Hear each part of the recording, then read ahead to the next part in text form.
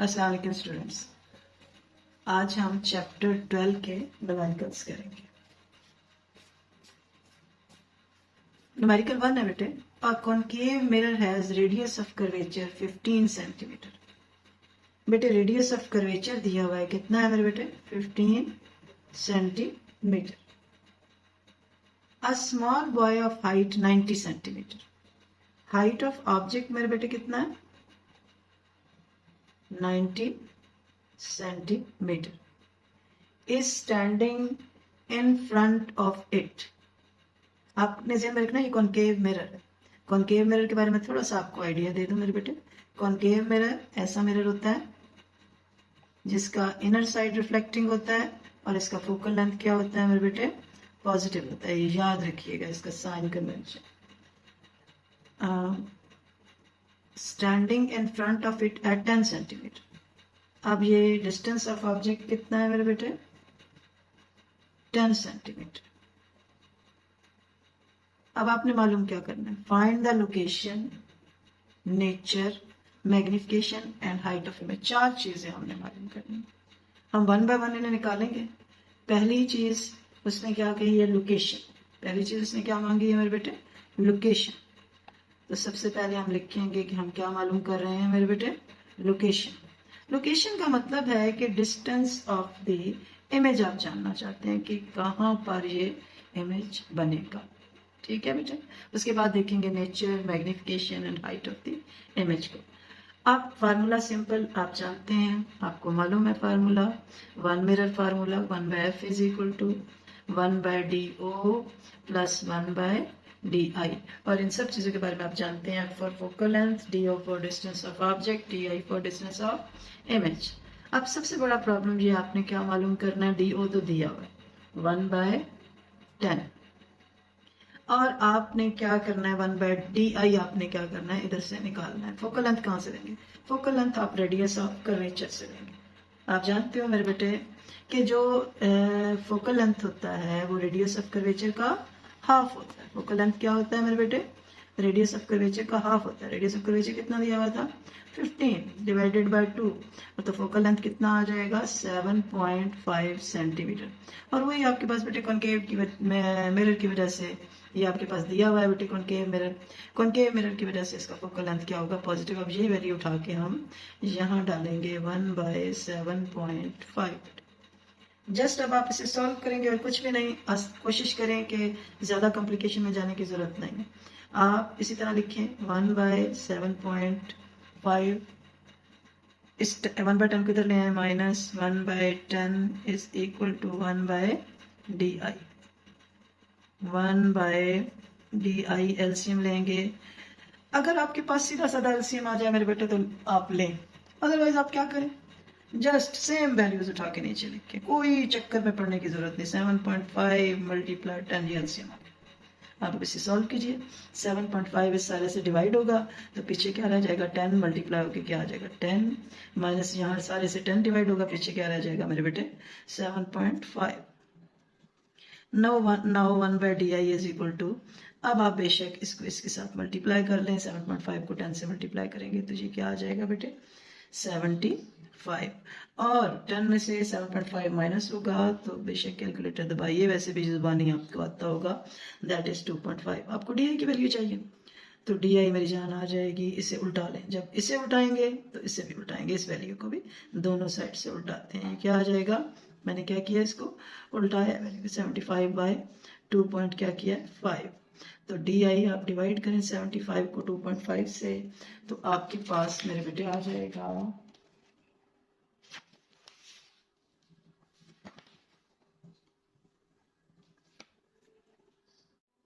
अच्छा बेटे, तो आपने 75 को 2.5 से डिवाइड किया तो दैट इज क्या आया? 30। यानी D I distance of object कितना आ गया आपके पास? 30 सेंटीमीटर। अगर एक से ज्यादा क्वेश्चन के अंदर आंसर हो तो उन्हें मेरे बेटे ब्लॉक में जरूर किया करें। टीचर को आसानी होती है, बोर्ड वाले जो टीचर चेक कर रहे होते हैं कि उनको आसानी से आंसर मिल जाता है, वरना वो प्रॉब्लम का शिकार हो जाते हैं। तो मेरे बेटे आपके पास लोकेशन आ गई 30 सेंटीमीटर। अब दूसरी चीज देखें, लोकेशन हमने निकाल ली मेरे बेटे। अब हमने क्या निकालना? नेचर। नेचर बताना है कि आया आपके पास किस किस्म का इमेज है, रियल है, इन्वर्टेड है, अगर डी आई पॉजिटिव होगी।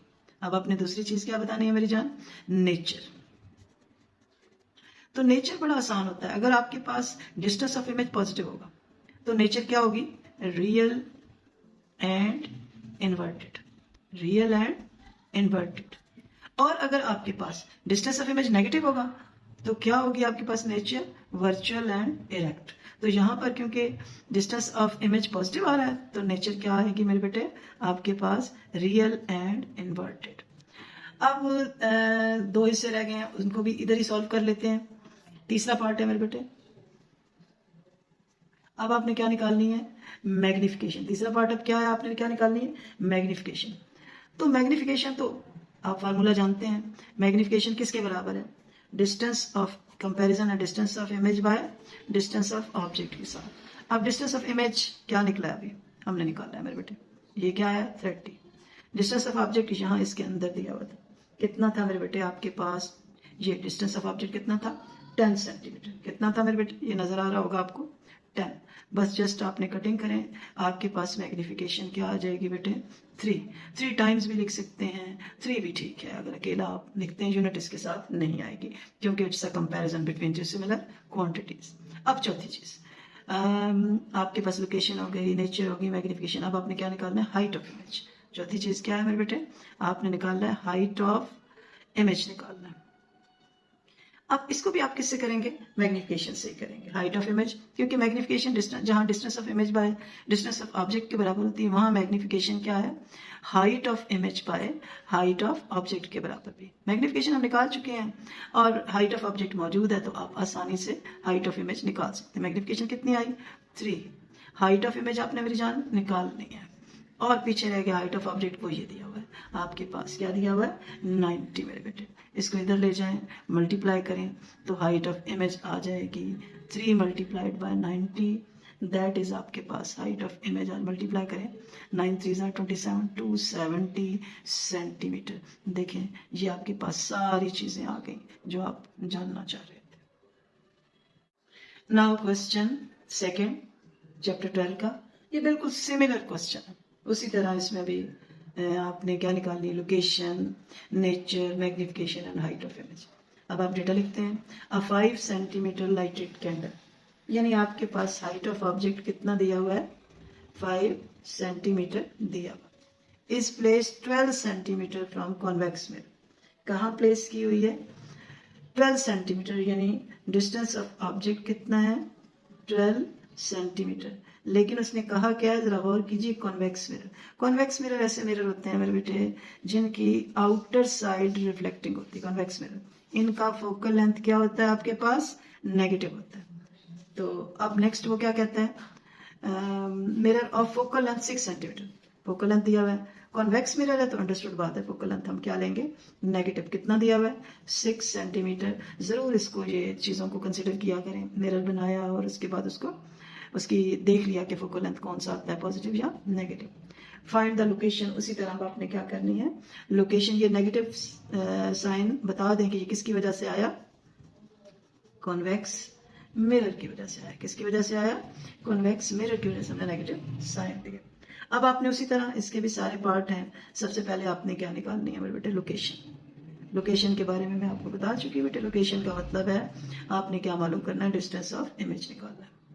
वही फार्मूला आपके पास मिरर फार्मूला सेम होता है, सिर्फ वैल्यूज डालते वक्त आपका साइन कन्वेंशन का आप ख्याल रखेंगे। 1/f is equal to 1/do plus 1 क्या आएगा बेटे di। तो अब आपने ये देखना है मेरे बेटे के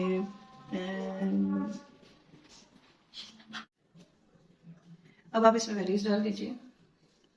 अब 1/f के साथ क्या आएगा, क्योंकि माइनस साइन है तो यहाँ क्या आ जाएगा -6 आ जाएगा। 1/do देखें क्या है 12 है और आपने 1/di मालूम करना। इसको इधर ले जाएं, -1/6, ये जब इधर लेके जाएंगे तो ये भी क्या हो जाएगा 1/12 माइनस हो जाएगा, इज इक्वल टू 1/di। अब आप एलसीएम लें, 1/di एलसीएम लेंगे, इसका इजीली एलसीएम लिया जा सकता है। 6 2 12, आपके पास 12 एलसीएम आ जाएगा। 6 2 12 -2 आ गया और -12 1 आ गया।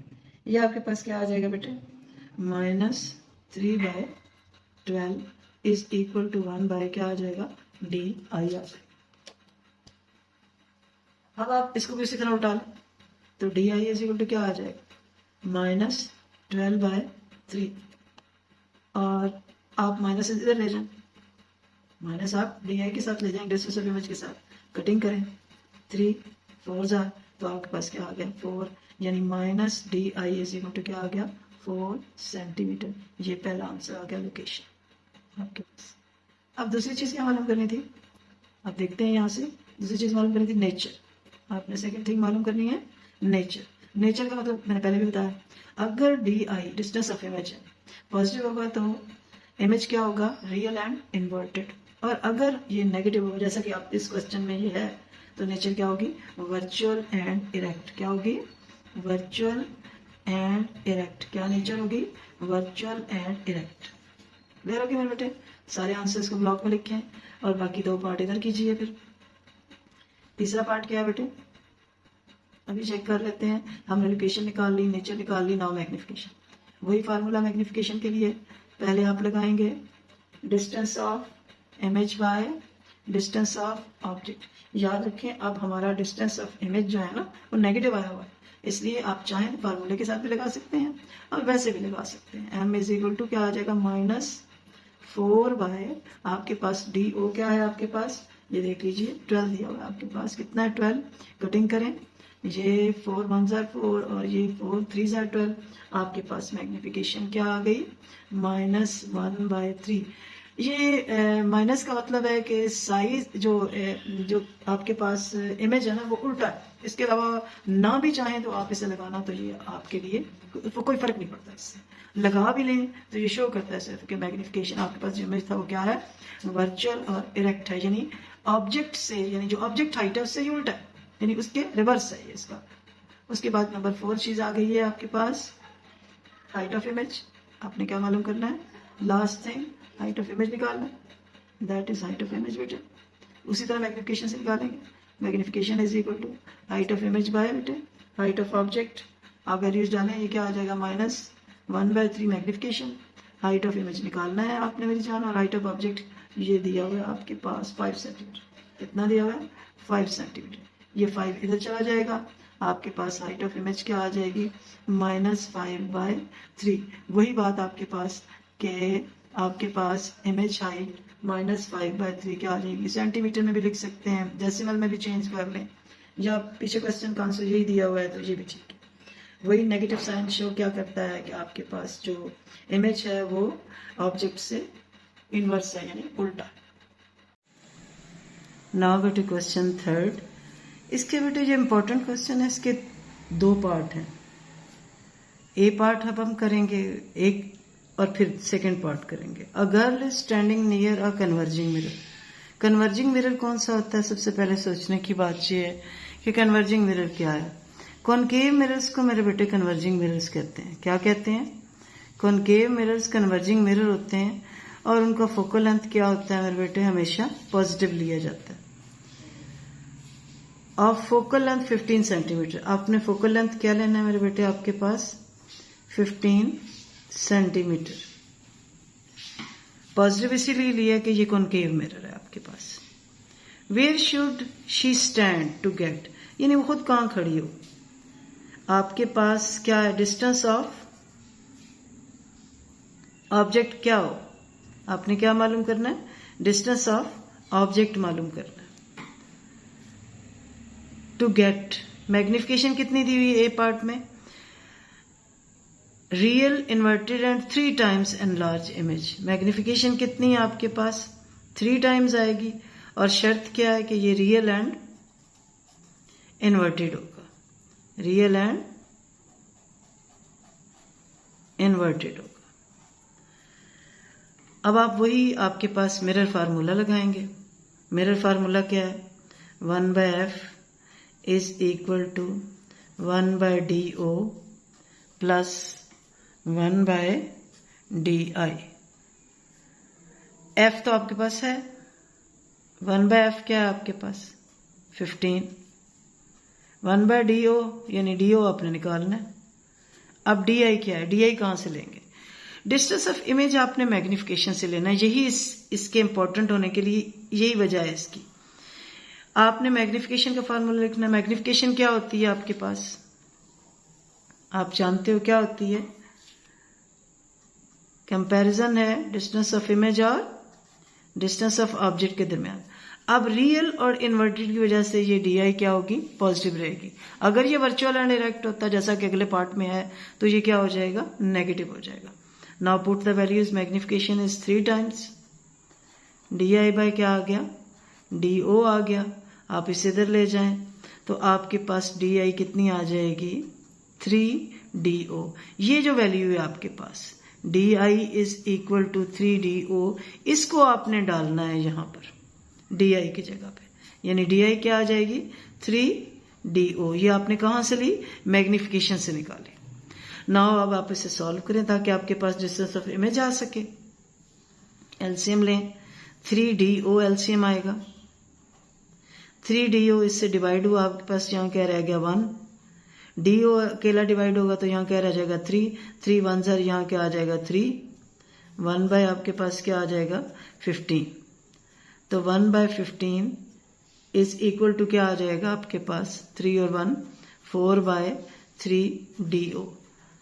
अगर तो आपके पास जैसे 1 बाय आ जाता था तो हम कंपेयर कर लेते थे, लेकिन अगर आपके पास ऊपर नीचे वैल्यूज आ रही हूं तो आप इसे आराम से क्या करें, क्रॉस मल्टीप्लाई करें। तो ये क्या आ जाएगा 3DO is equal to 15 multiply किससे होगा मेरे बेटे, इससे 4 से क्रॉस मल्टीप्लाई कर रहे हैं तो DO मेरे बेटे आपके पास क्या आ जाएगा 15 मल्टीप्लाई 4 डिवाइडेड बाय, ये मल्टीप्लाई हो रहा था इधर तो इधर डिवाइड हो जाएगा, कटिंग करें 3 और ये 5 आ जाएगा तो DO आपके पास आ गया 5 मल्टीप्लाई 4, यानी डिस्टेंस ऑफ ऑब्जेक्ट कितना आ जाएगा 20 सेंटीमीटर। बार बार मैं आपसे कहती हूँ मेरे बेटे कि आप ब्लॉक के अंदर जरूर किया करें ताकि आंसर क्लियर हो। अच्छा बेटे, इसी क्वेश्चन का बी पार्ट है, सेम क्वेश्चन है, इसी का बी पार्ट है। A girl is standing near a converging mirror, वही बात कि आपके पास कन्वर्जिंग मिरर क्या है, कॉनकेव मिरर को हम क्या कहते हैं, कन्वर्जिंग मिरर।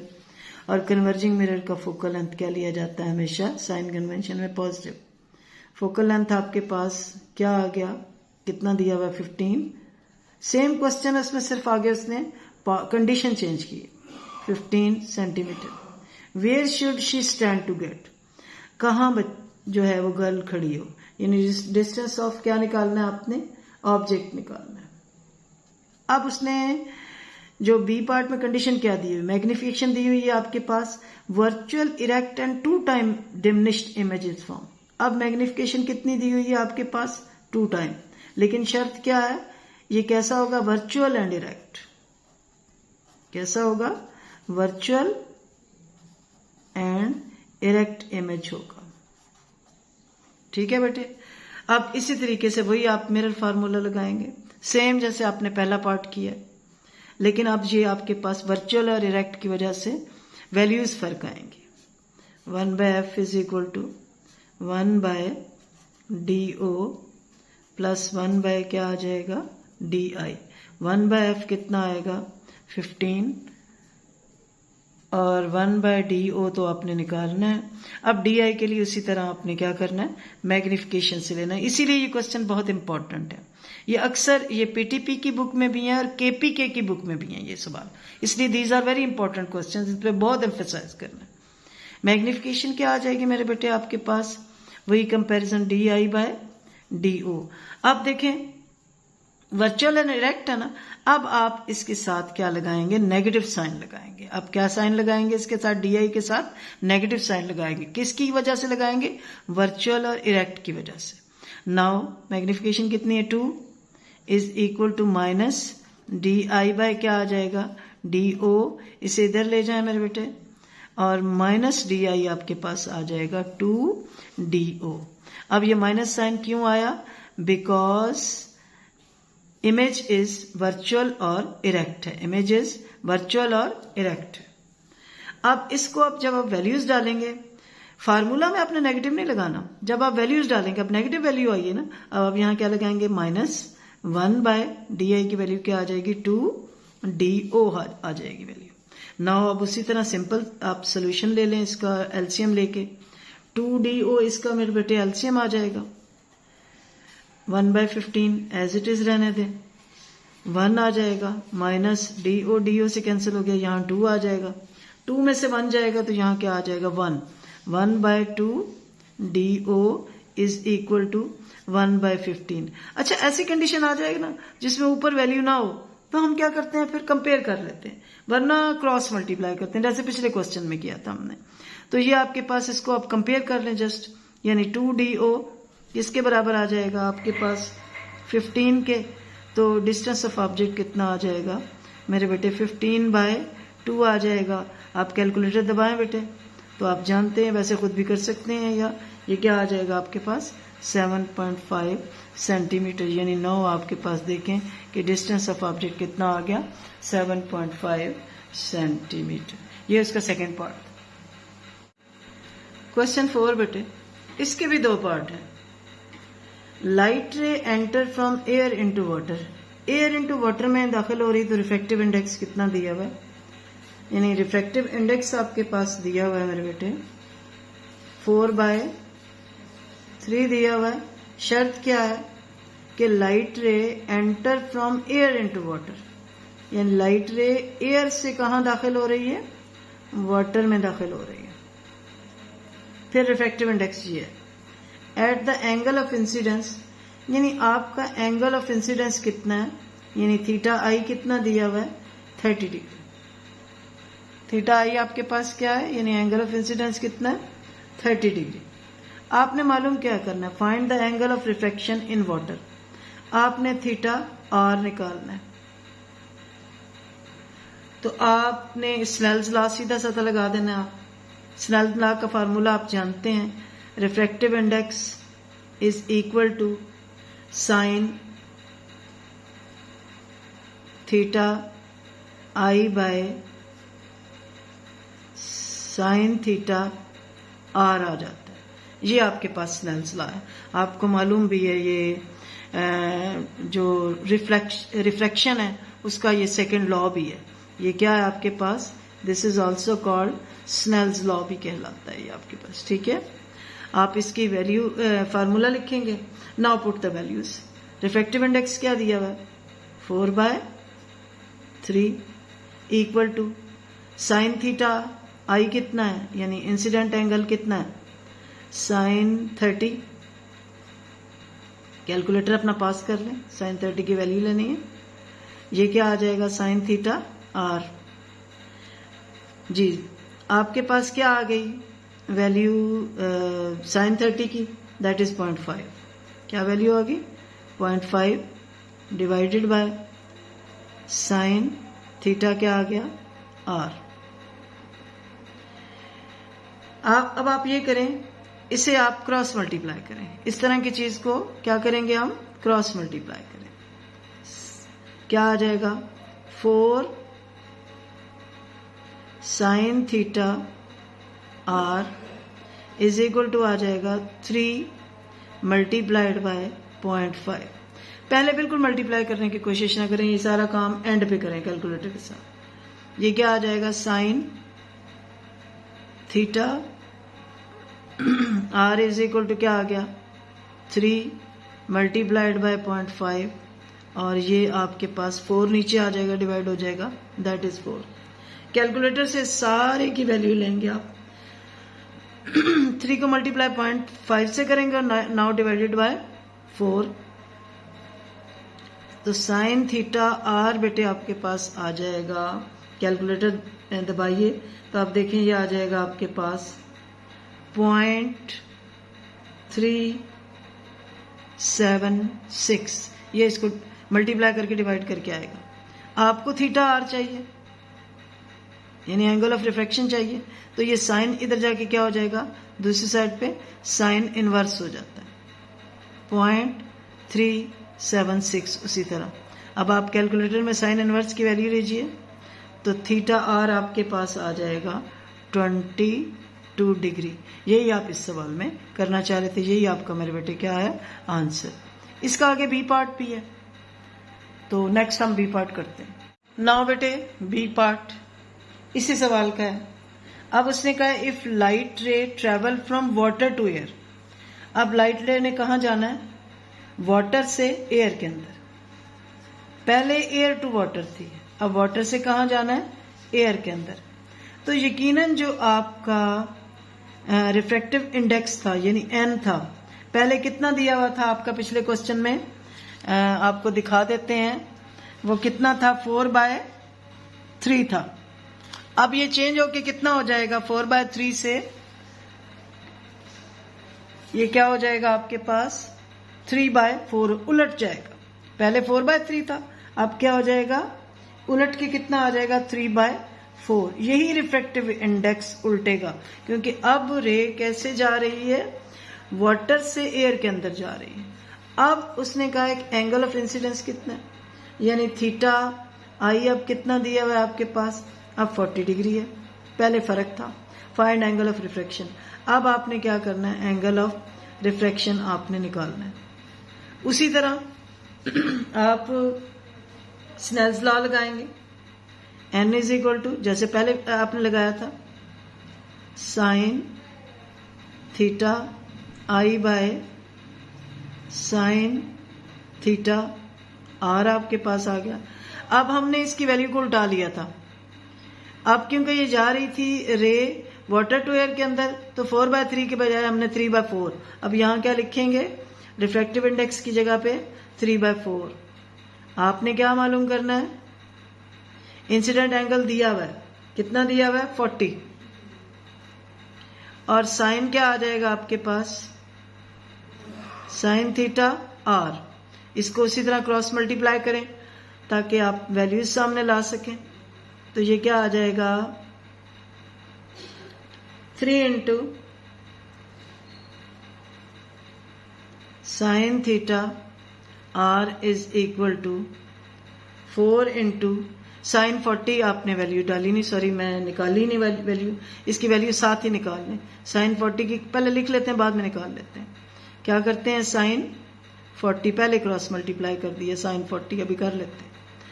अब ये क्या आ जाएगा? 3 sine theta R is equal to 4। Sine 40 की कैलकुलेटर दबाएं तो वैल्यू आपके पास आती है 0.642। कितनी आती है? 0.642। अब इस 3 को अगले स्टेप में नीचे ले आए। Sine theta R is equal to 4 multiplied by 0.642 divided by 3 आ जाएगा। इससे कोई फर्क नहीं पड़ता, आप पहले भी इसमें वैल्यू डाल के क्रॉस मल्टीप्लाई बाद में भी कर सकते थे। पहले क्रॉस मल्टीप्लाई करके मेरे बेटे बाद में भी आप इससे वैल्यूज एवेल्युएट यानी वैल्यू डाल सकते हैं। इससे एज सच स्टेप थोड़ा आगे पीछे करने से फर्क नहीं पड़ता मेरे बेटे। तो ये आप इसे मल्टीप्लाई डिवाइड करें तो ये सारा आंसर आपके पास साइन थीटा आर आ जाएगा मेरे बच्चे 0.856। कैलकुलेटर से आप भी दबा के देखिए, पास रखा करें कैलकुलेटर। 0.856 और थीटा आर मेरे बेटे आपने निकालना। उसी तरह साइन उधर जाके क्या हो जाएगा मेरी जान? साइन इनवर्स ये आ जाएगा 0.856। तो थीटा आर मेरे बेटे आ जाएगा, आप इनवर्स निकालेंगे तो ये 58.9 तकरीबन 59 या सारी यही वैल्यू रहने दे, पीछे यही दिया हुआ है। 58.9 डिग्री आपके पास क्या आ गया? थीटा आर आ गया। इस तरीके से आप इसे कर सकते हैं। और वो कई लोग करवाते हैं N1 N2 करके, फिर उसको उल्टा के, वो डिफिकल्ट मेथड हो जाता है, तो आप इसे अडॉप्ट करने की कोशिश ना करें। This is very easy method कि जब एयर से वाटर में जा रहा था, देखे ना, आपको मैं दिखा देती हूँ पिछला सवाल। ये देखिए जो पिछला आपका पार्ट था कि जब एयर से वाटर में जा रहा था तो रिफ्रैक्टिव इंडेक्स 4/3 था। जैसे ही आपने इसे क्या किया मेरे बेटे, आपने वाटर से एयर के अंदर इसका रिफ्रैक्टिव इंडेक्स क्या कर लिया? 3/4। आपके पास एक्यूरेट आंसर आ जाएगा।